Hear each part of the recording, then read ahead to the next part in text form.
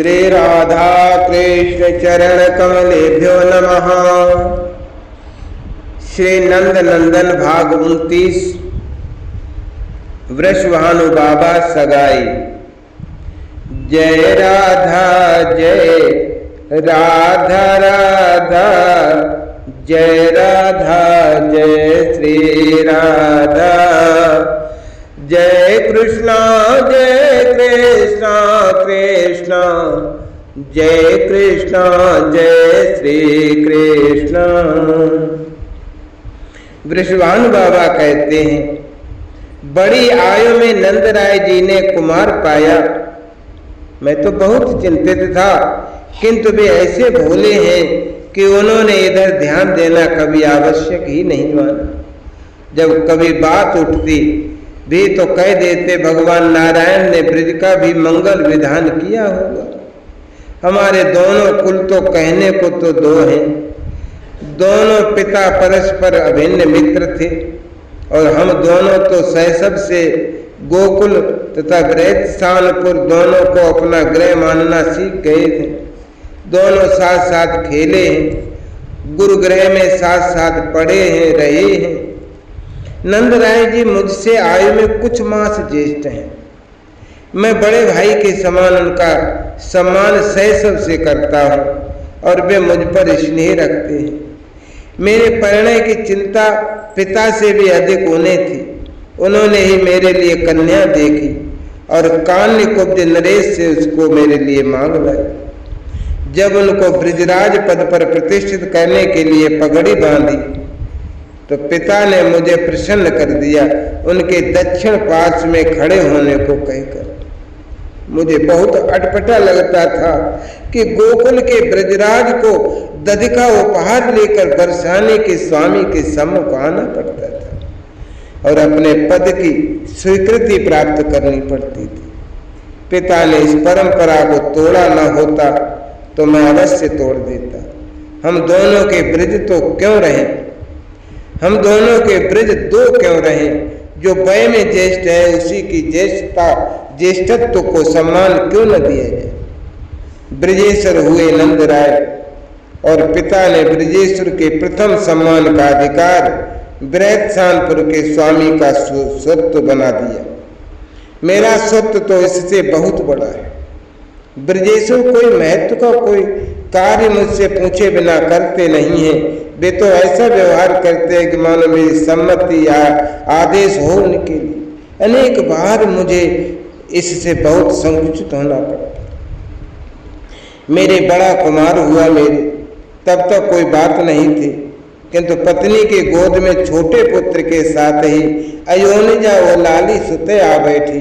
वो आई और जहाँ मेरे आनंद की सीमा नहीं थी वहीं मुझे चिंता भी कम नहीं थी। कन्या अपने जन्म के साथ ही पिता के लिए एक चिंता लाती है, कन्या के योग्य संबंधी की चिंता। और हम गोपे में तो ये चिंता बहुत शीघ्र सिर पर चढ़ती है, क्योंकि सुविधा हो तो हम संबंध शिशु के जन्म से भी पूर्व निश्चित कर लेते हैं। मैं हृदय पकड़ कर ही बैठ गया। ये आई और नंदराय के कोई कुमार नहीं आया। मैं कहाँ करूँगा इसका संबंध। दूसरा तो मुझे अपने योग्य संबंध करने योग्य कोई दिखता नहीं है। महर्षि शार्दूल ने मुझे आश्वस्त किया था, भगवती पूर्णमासी ने ब्रजेश्वरी को गोद भरने का आशीर्वाद दिया है। यह सुनकर सबसे अधिक प्रसन्नता यदि किसी को हुई है तो मुझे हुई थी।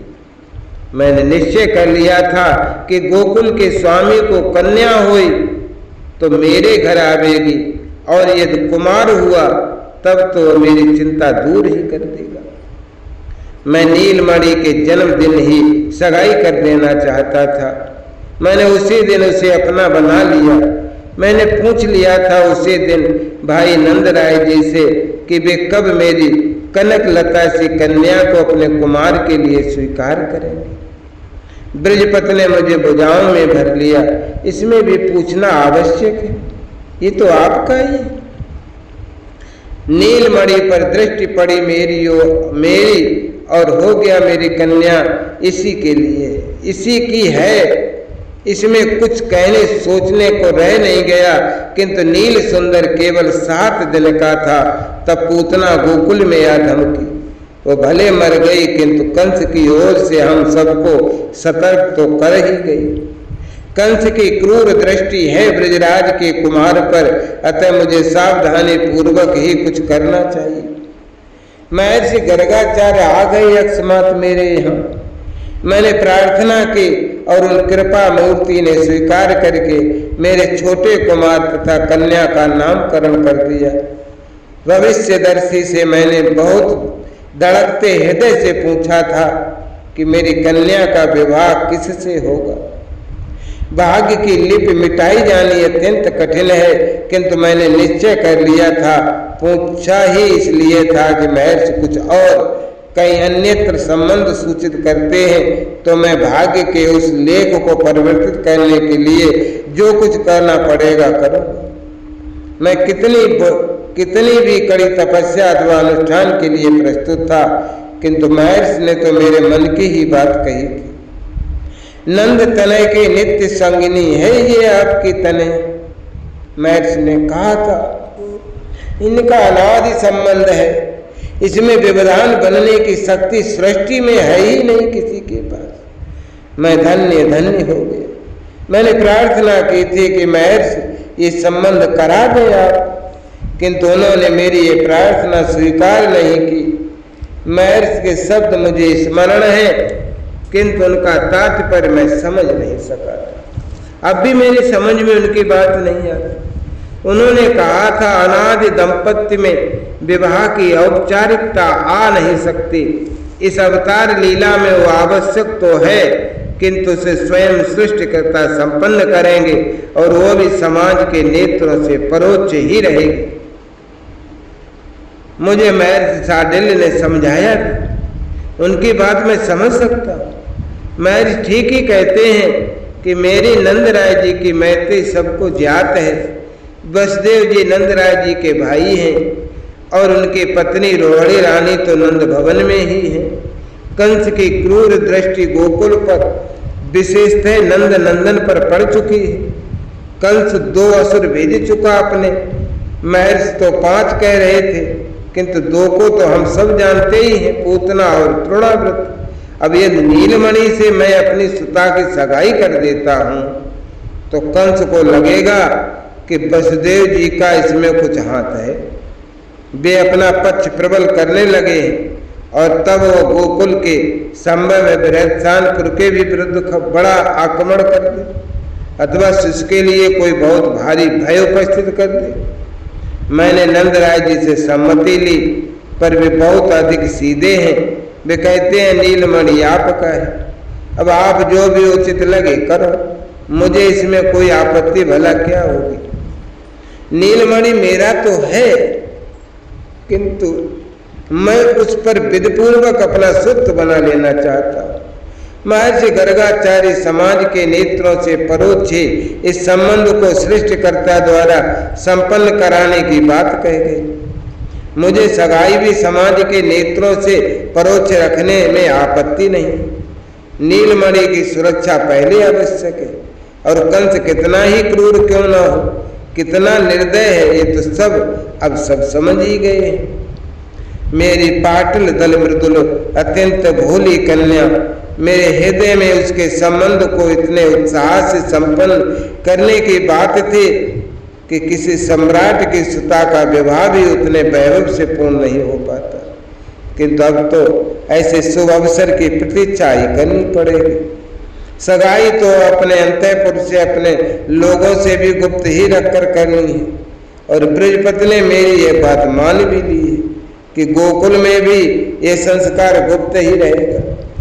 कुछ तो करना चाहिए मुझे। पुत्री की सगाई करूं और वो भी नीलमणि को बिना कुछ दिए। महर्षि शांडिल्य ने मेरे लिए मार्ग निकाल दिया। संस्कार पहले, उपहार अन्य अवसर पर तब दे दिया जाए जब वो किसी को चौंकावे नहीं। संस्कार पहले और उपहार पीछे क्यों? मैंने नीलमणि के जन्मदिन पर वर्षगांठ के अवसर पर उपहार भेजे तो नंदराय ही चौंक गए। उन्होंने ही आपत्ति की इस अवसर पर इतने अपार उपहार। आज आप किसी की भेंट स्वीकार नहीं कर सकते। मैं ठीक समझता था कि ब्रजपति मेरा तर्क चुपचाप स्वीकार कर लेंगे। नील सुंदर ब्रज का युवराज है, ये सबका है, अतः इसके जन्म गांठ पर उपहार देने की साध किसके मन में नहीं हुई। सबने अपनी पूरी शक्ति इस नन्हे सौंदर्य घन को सत्कृत करने में लगाई। आप आज किसी का कोई उपहार अस्वीकार नहीं कर सकते। आज तो आपको इस संबंध में मौन ही रहना। मेरी युक्ति सफल हो गई। गोपों को भी मेरी युक्ति उत्तम लगी। वे भी तो अद्भुत और बहुमूल्य उपहार लाए थे। उसकी भी आशंका मिट गई कि उनके उपहार स्वीकृत होंगे या नहीं। उस दिन के उत्सव उल्लास में किसी ने यह ध्यान ही नहीं दिया, केवल रोहिणी रानी थी। मेरी सेविका ने मुझे बतलाया कि वे ब्रजेश्वरी से कह रही थी नीलमणि के लिए, अरे नीलमणि के लिए ब्रजसानपुर से आने वाले उपहारों में सगाई में मिलने वाली पूरी सामग्री है। पूरे परिवार के लिए, सेवक दासियों के लिए भी वस्त्र और आभरण है। जी जी, इस संबंध के लिए तो आंचल फैलाकर मैं श्री नारायण से वरदान मांगती हूँ। ब्रजेश्वरी ने कहा था। यह मैंने सुना तो मुझे इतनी प्रसन्नता हुई कि उसका वर्णन। बात इतनी ही नहीं रही। मैं विदा होने लगा तो नंदराय जी ने मुझे उपहारों से लाद दी। समझ गया कि रोहिणी रानी का प्रबंध है। उनकी प्रबंध पटुता सराहनीय है। उनका संदेश मिल गया। आपसे तो हम सदा लेंगे ही।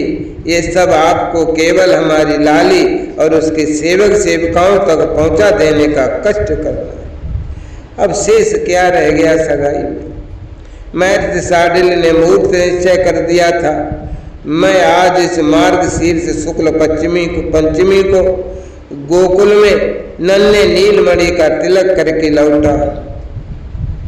महर्षि ने गोष्ठ के एकांत में बिना किसी समारोह के केवल सामान्य पूजन करा के संपन्न किया यह संस्कार। पीठ जमुलिया और कछनी में सुशोभित मयूर मुकुटी नील सुंदर, उसके भाल पर लगाया मेरे करों का कुमकुम तिलक और उस पर चिपके अक्षत के 2 दाने। अरे ये छवि तो अब जीवन भर भूलने की नहीं। सामान्य स्थिति में संस्कार होता, केवल कुल पुरोहित के साथ कुमार श्री धाम जाता, किंतु मेरा मन मानता गए बिना आज ब्रजसानपुर के समारोह से स्वर्ग भी स्पर्धा करता। परंतु ये सब कैसे होता। कंस क्रूर है और केवल अर्धांगिनी जानती हैं कि आज जीवन का सबसे मंगल अवसर है। उनकी गोद में बैठी उनकी तनया की गोद गोकुल से आए उपहारों से भर दी गई। पर वो तो अभी अबोध शिशु है। उसे क्या पता कि ये सब क्या हो रहा है। अवश्य ही आज बहुत गंभीर रही हुए, पर वो तो सदा से ऐसी ही है। मेरी पुत्री में चपलता तो कभी आई नहीं, कभी नहीं आई।